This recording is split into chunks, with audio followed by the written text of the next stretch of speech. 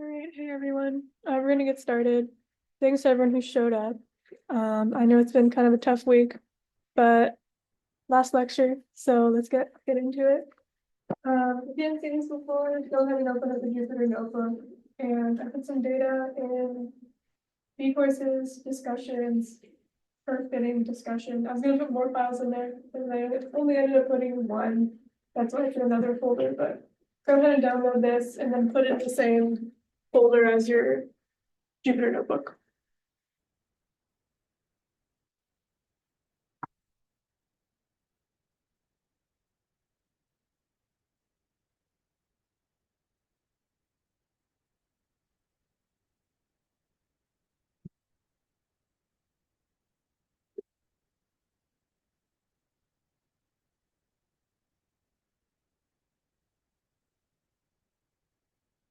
Okay, go ahead and raise your hand if you downloaded the data and have a notebook open.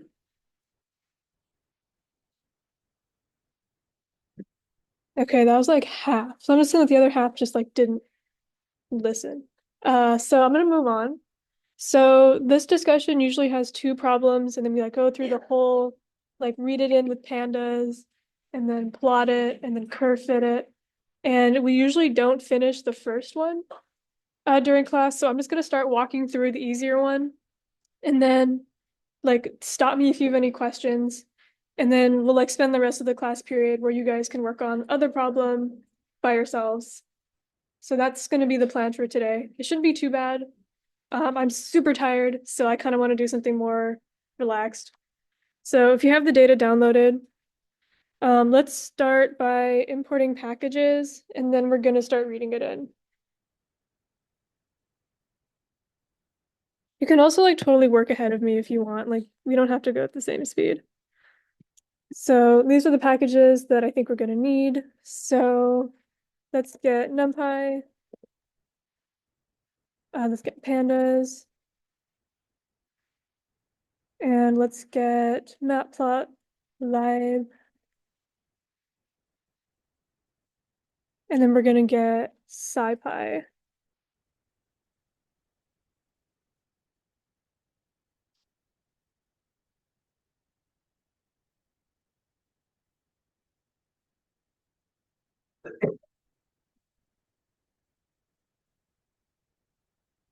And then as always, after you write your package import statements, remember to run this cell before you move on. So I'm just gonna hit run. And that's done. Okay. Okay, so let's move on to the first step, which is reading in our data. So if you downloaded the file and put it in the same directory as this notebook, it should go pretty smoothly. So first, let's take a look at what this file looks like. So let me go and like find it in here. Okay, so it should be called ch4 and mean gl.csv. And if you click on it, it should be able to just open through your Jupyter Notebook interface. So go ahead and take a look at it. We'll see that this has a lot of metadata. So it has like a description of the data from the people that put it together, contact information, when it was created. So this is when I pulled it off of the internet last April. This is the website I got it from. And then this is information about the data that is actually super helpful if you want to do any kind of analysis.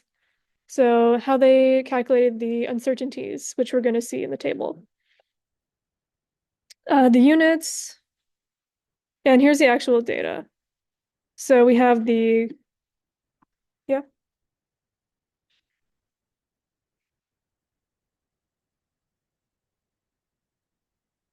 Is anyone else seeing something that doesn't look like this? Okay. Okay. Let me see someone's picture. Put in the right.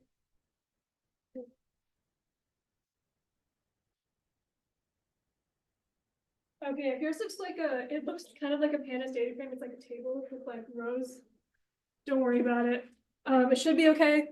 We'll try and read it in. I think maybe your version is just like more updated than mine. What are all the things you're implementing that are? There's also.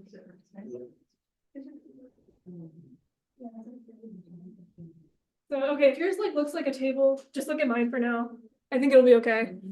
From what I saw, it looks like just kind of like you took this and then forked it into Pandas data frame. I think it's okay. We'll keep going, and then if we run into like issues with importing it into the file, we'll deal with it then. But for now, here's the column titles, and then here's the actual data. So there actually isn't a lot of rows. It's one per year. We have the year. This is the value we're going to be looking at. And then the uncertainty, which they told us how they calculated. Okay, so let's go back here. If you missed the package imports, I'm going to leave them up. And then let's keep going. And then if this next line fails, then we're going to do some debugging. Okay, so Charlie, what was the issue? It looks like a table. I think it's a formatting thing. Yeah. Their lab. You probably have a weird version. I have an old version. That's probably what it is. Okay. Let's read this in. So I'm just gonna call it CH4 because that's the name of the thing we're studying. And we're gonna do read CSV because it is a CSV file. The name of the file.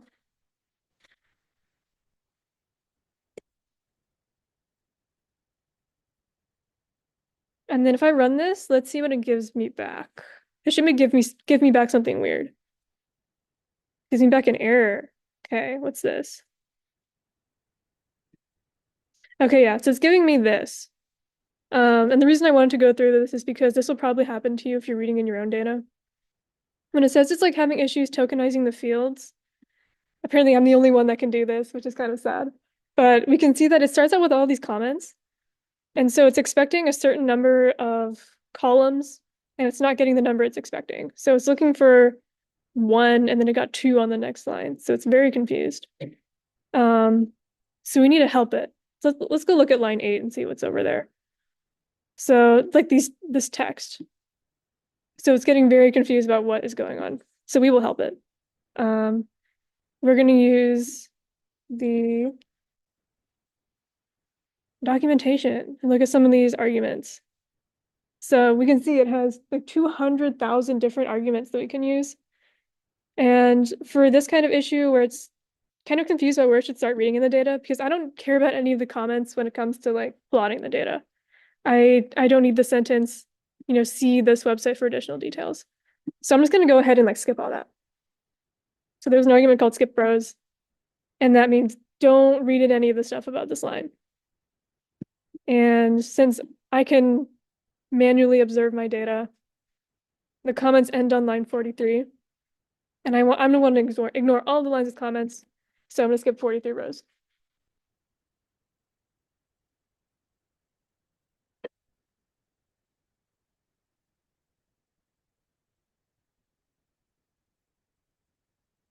And then once we do that, it works very nicely. Any questions about that? Sorry, what does that head thing do?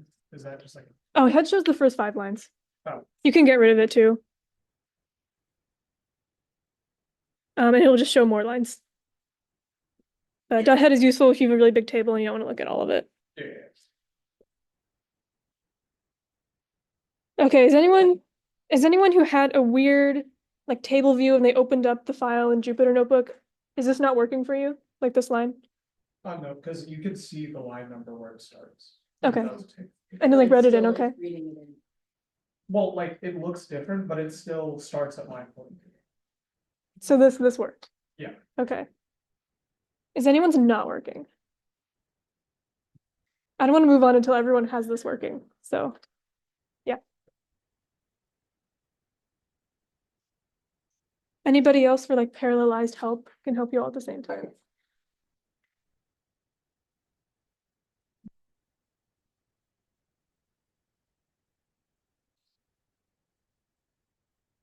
Okay, raise your hand if it worked and it like read in. Okay. Gonna keep going.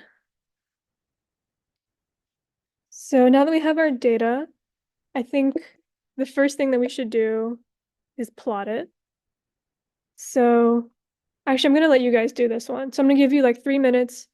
We imported Matplotlib to go ahead and try and plot the year and the mean and the uncertainty columns. So uncertainty is like, use that as an error bar. There's a Matplotlib function that'll do that for you. So look that up and then try and get it going. And I'll check in at 2:25. Can we do a scatter or? Yeah, do a scatter plot. Scatter?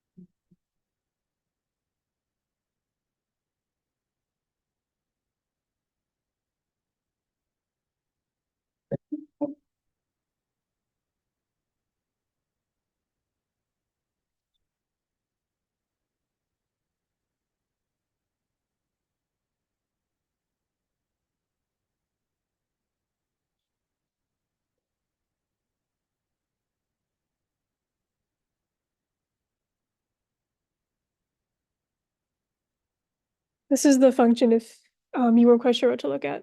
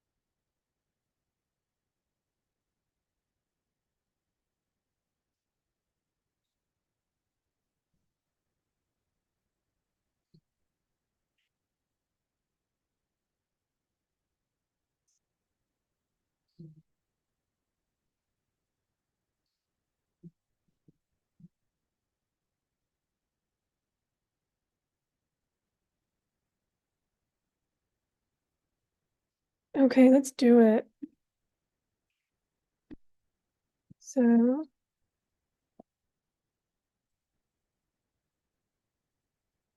okay, so let's look at the documentation for this. Go away. So we have these three arguments, x, y, and y error. So x, y, and the y error. Let's go back to the notebook, and for x, someone give me what I should put in here, given that we know what columns we're working with.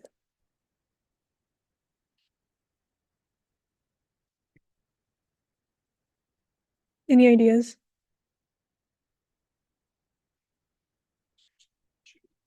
Yeah. Or like what did you put in?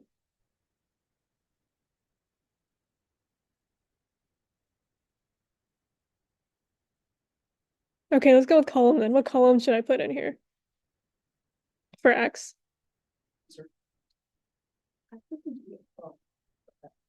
Yeah, for x, let's do year. So we can give this function a pandas column. So I called it chfloor. So from the pandas lecture, you can get a whole column by using the square brackets and then saying the name. And then for y, does anyone have any idea what column, or like just the column name that I would put in for y?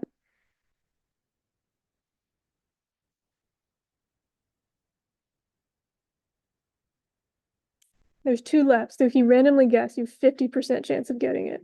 Yeah? Sure, let's try that one. And then for y error, which is going to be like the height of the error bar, what do we think I should put in here? Yes.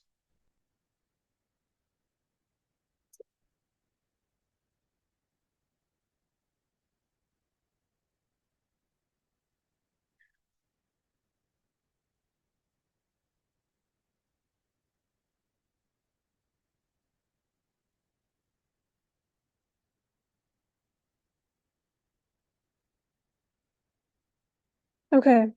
Does anyone have any thoughts on why this is just like a line? Or is it? Hmm?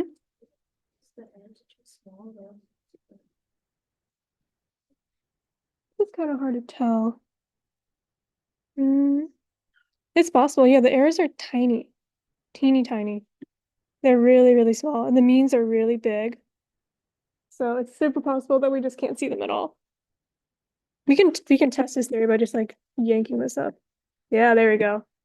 Yeah, so the uncertainties were just super small. We couldn't see them at all. So I'm going to turn this into a scatter plot so I can like see the individual data points. We're going to give it the same X and Y.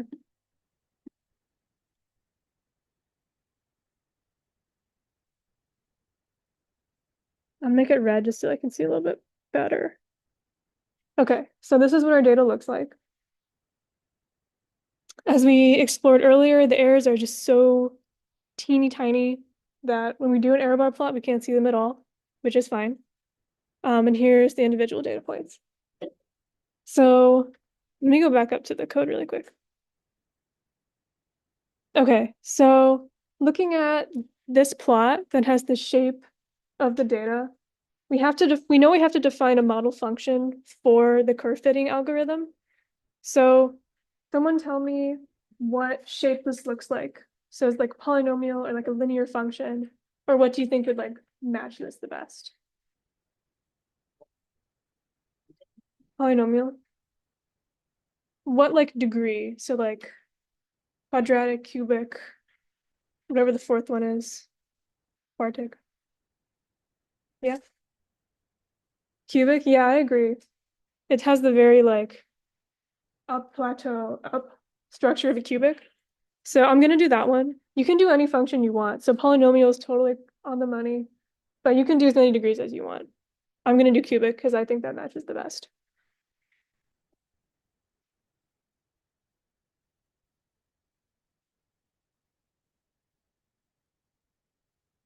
Okay, so let's define our model equation. I'm gonna call it cubic, just so it's a little bit more descriptive than F, which I did last time. And then we're gonna give it all the arguments that we know a cubic needs, which are x. And we know a cubic equation is like ax cubed plus bx squared plus cx is d. So we need all those in there. And then we're going to return the form of the function.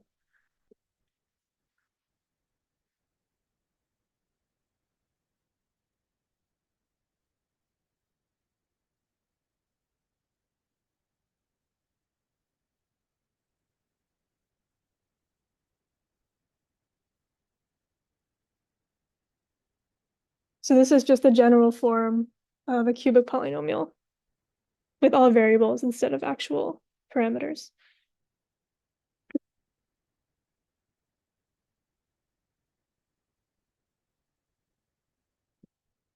Okay, so now that that's done, let's move on to our initial guess as to the parameters that would go into this equation.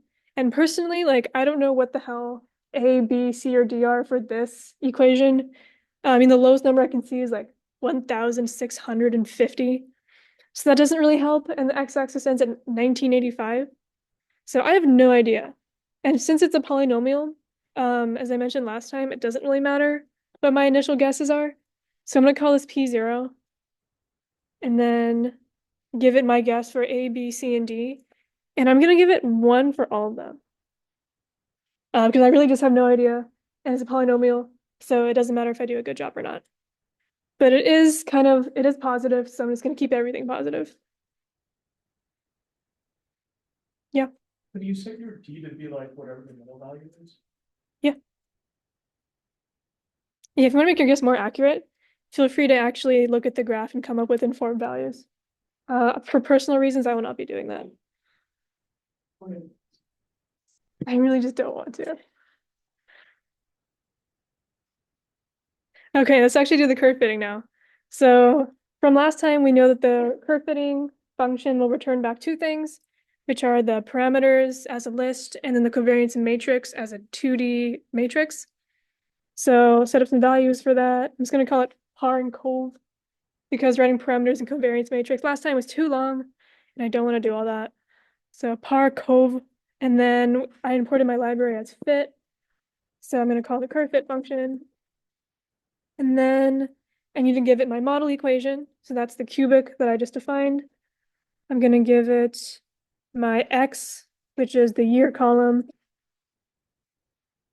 I'm going to give it my y, which is the means column. I think it's just called mean.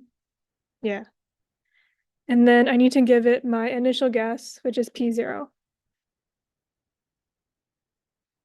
So that's all the setup for the curve fitting function.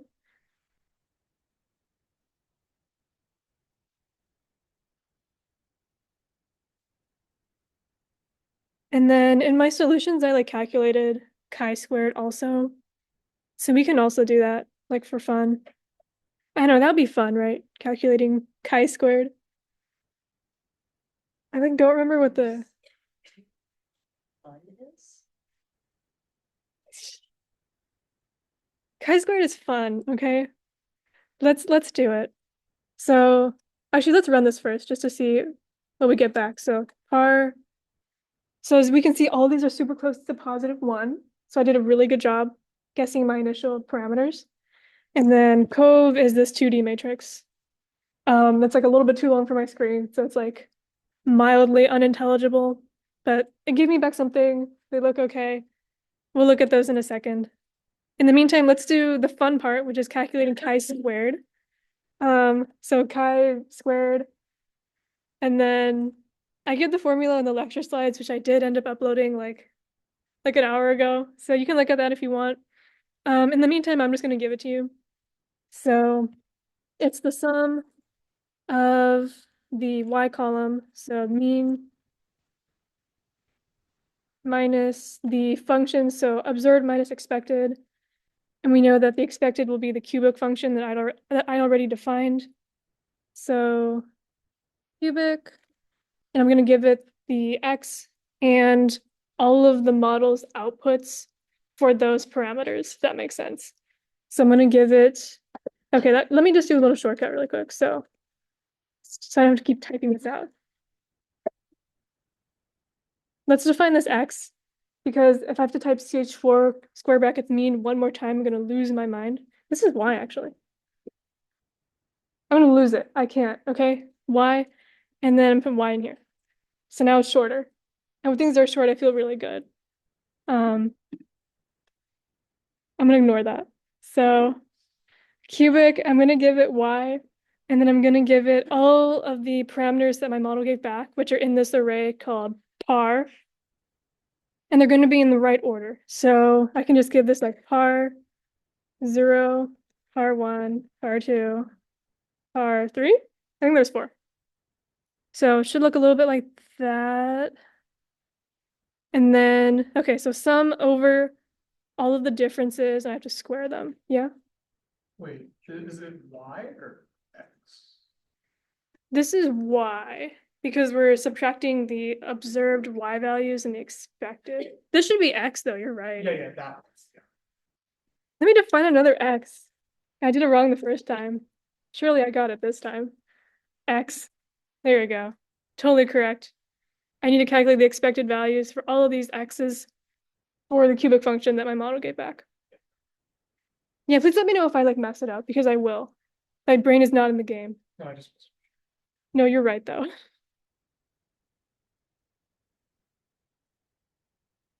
So we calculate the differences between the observed and the expected, and then we have to square them.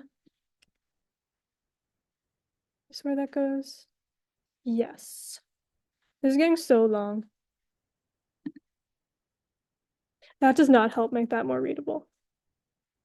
Okay, this is just gonna get really long, I'm sorry.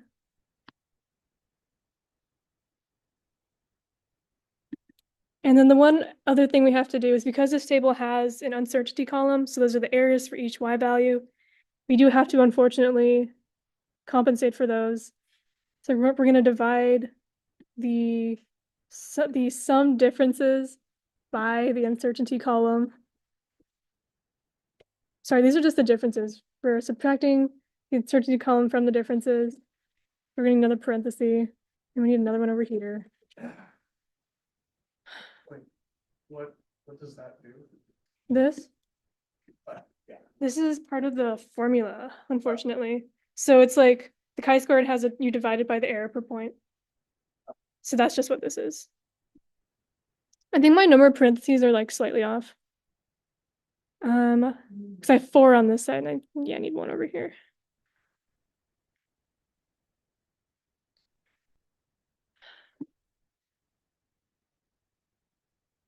I think they're still wrong, but I'm just gonna go with it. Yeah, it's wrong. No.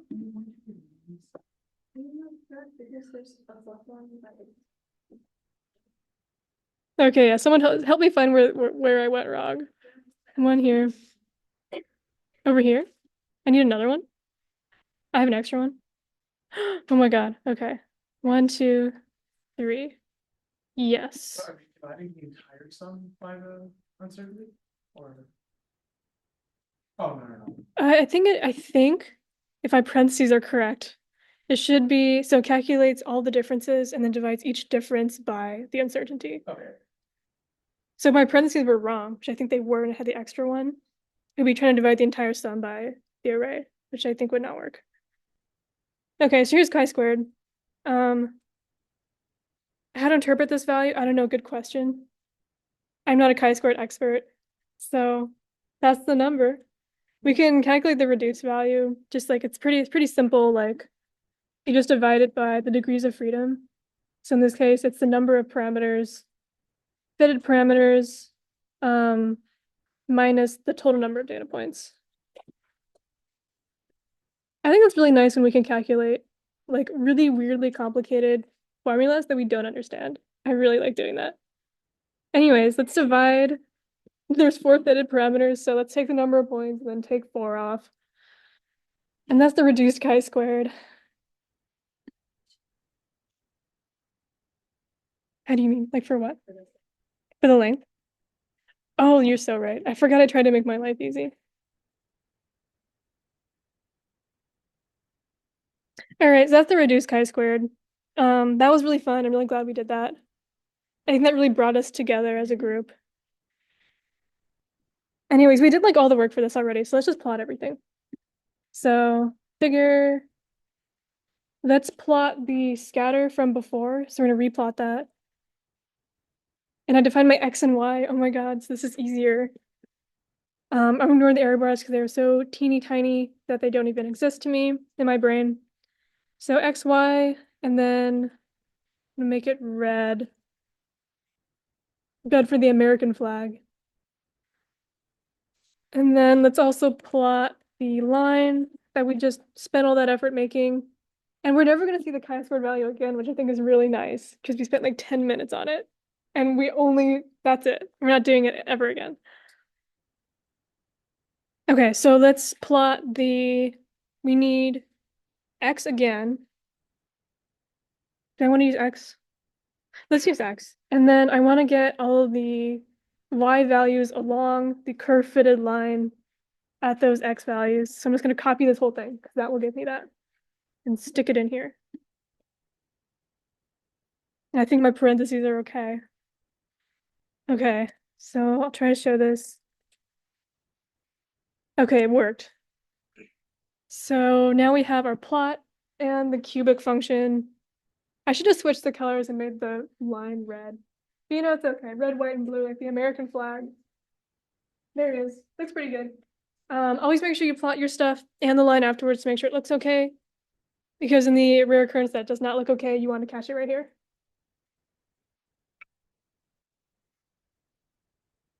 Here's the code again. Any questions about this process except chi-squared? I'm not taking any questions about chi-squared or reduced chi-squared. Oh no, it's probably a parentheses. I can take a look though. For fun. And also it is like an important like statistical thing. I just like What is? good question. Yeah. I So forgot. chi-square is a value that measures the distance of a point from your expected point. So that's why we're summing up So it's a great measure because it's saying, okay, take what I know, take the data I have, take the uncertainty that I have with it, take the expected place where I'm expecting it to be, and calculate a number that kind of arbitrarily determines how good my fit is. So if the reduced chi-square is a much better way to say, okay, hey, my thing is good, because then you can, the way you calculate reduced chi-square is by dividing out the number of degrees of freedom. A chi-square that is close to 1 is a good chi-square. A reduced chi-square that is close to 1 is a good chi-square. Anything that is too high means that either your uncertainties are too small, or that your model is bad. So these are both possibilities. It could, if your reduced chi-square is much smaller than 1, then that means that your uncertainty bars are probably too big, because they just kind of wipe out any possible differences between, like, if your uncertainty bars are hella big and they encompass like the line that you're expecting your data point to be on, but it's kind of a ridiculous distance away from the data point you're expecting. It's kind of ridiculous distance away from the place you're expecting your data point to be, then that uncertainty makes your measurement meaningless. If your uncertainty is too big, your measurement is meaningless. So chi-square also kind of tells you, hey, you overestimated your uncertainties, or hey, you underestimated your uncertainties. And there's a few there's a few ways to account for that we will not be going into, because uncertainty is weird. I actually only know chi-squared in relation to like normal distributions, which this is not. So I think given this new knowledge that I just learned also, because their uncertainties are really, really tiny, the model is good. Like that's what it should be. But the uncertainties were so small we couldn't even see them before. So it feels inaccurate. But actually it's not bad. What's the chi-square? It's 30, The reduced chi-square? Yeah. 33. 33. But the Yeah, uncertainties are like those less are than bad 0.5. uncertainties. They're really, really small. Yeah, those are really bad uncertainties. It's possible your model is bad too. So maybe it's That's not possible. a perfect cubic. Yeah. It looks There's some mostly bumps cubic. like in the middle. Yeah, I mean, there could be, anyway, that's a different conversation. Mainly that thing, the curve you talked about last time, was it's a void, that's a void. Sinusoid? It's like, Harmonic oscillator? I don't think that's what this is. I mean, it does Experiment look time. like a little bit like there's a sine function layered on top of Yeah. the cubic. But I don't know. Yeah. Sorry, I don't know if I missed this, but what is the significance of like being certain? Like what's it mean? Of the uncertainty? So in the data, I think they discussed that the uncertainty comes from the way that they aggregated the data and the way it was collected. So that's just collected in a column in the data set, and then we use it. We used it in this plot where we saw that the uncertainties were really, really small. And then we also looked at it again with the chi-squared value to see how good the fit was. So that's what we used it for.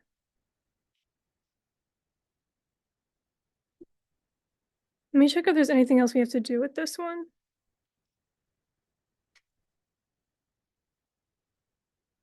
So we could go ahead and like pull out the errors and everything. Personally, I like don't feel like it. But they are along, yeah, my thing is like a little bit too big. Okay, yeah, no worries, don't wrap it. So the errors would be along the diagonal, which is the variance, and then if you take the square root of that, that's the standard deviation of that parameter, which will give us a proxy for the error. So you guys remember how to do that from last time. I don't want to do it because there's 4 parameters and I just don't want to, but that's how you would do it. And then the parameters would be in here, where the first one is A, B, C, D. Any final questions? Yeah. The parameters were from the model equation. So we gave it some generic A, B, C, and D. And we just said fit a line of this form. So it finds the exact values. Yeah. Or like its best guess at the exact values. So the covariance matrix, you only use the ones like in the diagonal, right? Yeah, because the covariance matrix measures how every parameter varies with respect to the other parameters.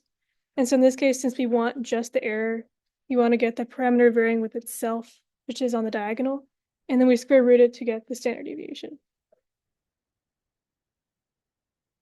Any other questions that are not about chi-squared? Okay.